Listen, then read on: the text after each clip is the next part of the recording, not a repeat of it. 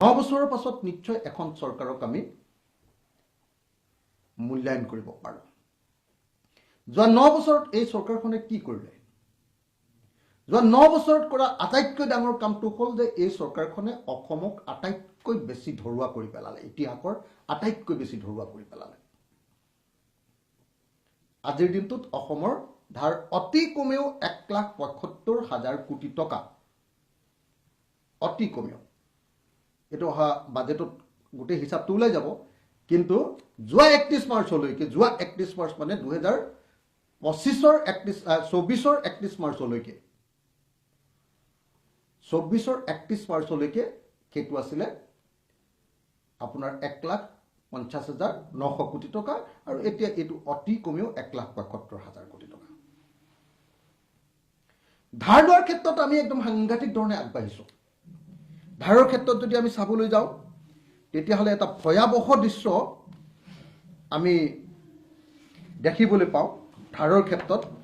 সেইটো হ'ল যে ধাৰ লোৱাৰ ক্ষেত্ৰত আমি যিটো ভয়াৱহ দৃশ্য দেখিবলৈ পাওঁ, সেইটো হ'ল যে যোৱা সময়খিনিত আমি দেখিছোঁ যে আমাৰ যি সময়ত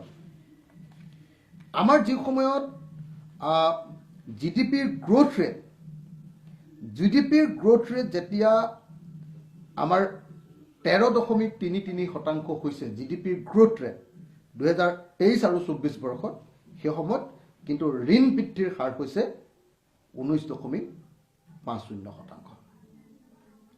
তাৰ আগৰ বছৰটো জিডিপিৰ গ্ৰোথ ৰেট আছিলে আমাৰ 8.89, আৰু ধাৰ বৃদ্ধিৰ হাৰ আছিলে 22-23ত ধাৰ বৃদ্ধিৰ হাৰ আছিলে 23.3%। তাৰমানে মুখ্যমন্ত্ৰীয়ে যিমানেই নকক লাগিলে কিয়, আমাৰ টকা আছে কাৰণে ধাৰ লৈছোঁ,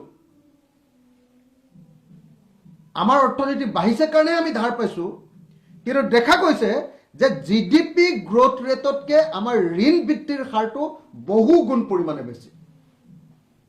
এইটো 22-23 চনত মই আকৌ কৈছোঁ, জিডিপিৰ গ্ৰোথ ৰেট আছিলে 8.89%, আৰু ধাৰ বৃদ্ধিৰ আছিলে 23.36%।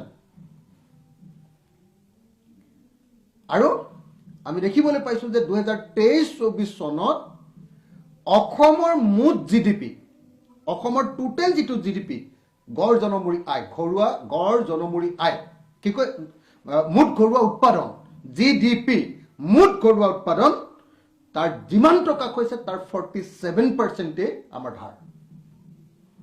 47.4% আমাৰ ধাৰ।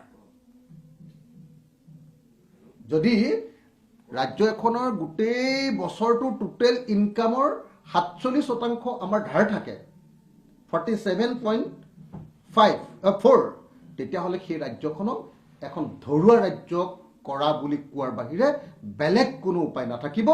আৰু মুখ্যমন্ত্ৰী হিমন্ত বিশ্ব শৰ্মাৰ দিনত যিটো কাম কৰিলে, সেইটো হ'ল অসমৰ মুখ্যমন্ত্ৰী হিমন্ত বিশ্ব শৰ্মাই অসমক ধৰুৱা ৰাজ্যত পৰিণত কৰি পেলালে। এইটোৱে আটাইতকৈ ডাঙৰ এচিভমেণ্ট মুখ্যমন্ত্ৰী ডাঙৰীয়াৰ।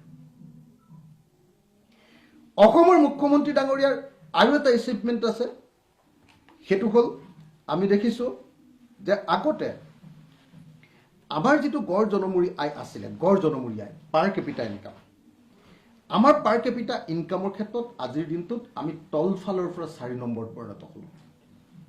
পাৰ কেপিটা ইনকামৰ ক্ষেত্ৰত আমাৰ পাৰ কেপিটা ইনকাম, তেওঁলোকে কৈ আছে যে আমি ধনী হৈছোঁ, কিন্তু তুলনামূলকভাৱে আমি দেখিছোঁ যে আমাৰ পাৰ কেপিটা ইনকাম আগতকৈ কমিছে। পাৰ কেপিটা ইনকাম আমাৰ আগতকৈ বহুত কমিছে। মই আগতে আপোনালোকক দেখুৱাইছিলোঁ যে 1960-61 চনত আমাৰ যিটো পাৰ কেপিটা ইনকাম আছিলে, সেইটো আছিলে ভাৰতৰ 100 টকাত আমাৰ 103 টকা, আৰু বৰ্তমান ভাৰতৰ 100 টকাত আমাৰ 73 টকা। আমি পাৰ কেপিটা ইনকাম বা গড় জনমূৰি আয়ৰ ক্ষেত্ৰত একদম সাংঘাতিক ধৰণে তললৈ আহি গ'লো। ভাৰতৰ ভিতৰতে আমি চতুৰ্থখন তলত থকা ৰাজ্য, গতিকে মুখ্যমন্ত্ৰী মহোদয়ক আমি 26 জানুৱাৰীৰ পূৰ্বে এটা আহ্বান জনাব খুজিছোঁ যে উফাইদাং মৰা কথাবিলাক বন্ধ কৰক। উফাইদাং মৰা কথাবিলাক সম্পূৰ্ণৰূপে বন্ধ কৰক, আৰু প্ৰকৃত অৰ্থত অসমীয়া জাতিটোক এটা